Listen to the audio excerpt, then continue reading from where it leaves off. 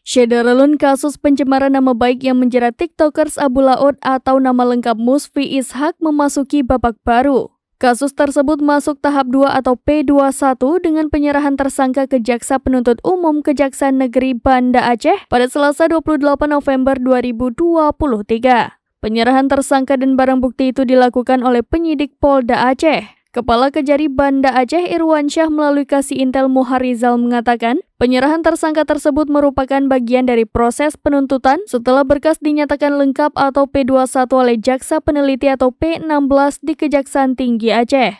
Hal itu kemudian dilanjutkan ke tahap selanjutnya yaitu penyerahan tersangka dan barang bukti atau tahap kedua di Kejari Banda Aceh. Proses pelaksanaan tahap 2 ini dilaksanakan sebagai bagian dari proses penuntutan guna dilanjutkan ke tahap persidangan sesuai dengan ketentuan pasal 84 ayat 2 KUHAP, maka terhadap tersangka nantinya akan dilimpahkan ke Pengadilan Negeri Banda Aceh.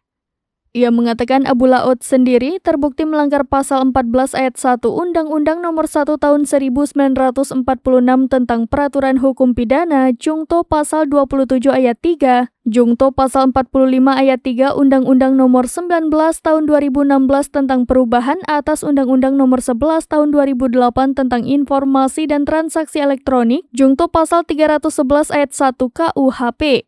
Proses pelaksanaan tahap 2 ini diterima oleh Jaksa Penuntut Umum atau P16A di Kejaksaan Negeri Banda Aceh.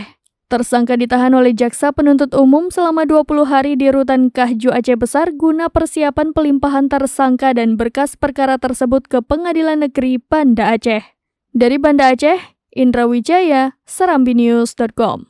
Download Tribun X sekarang, menghadirkan lokal menjadi Indonesia.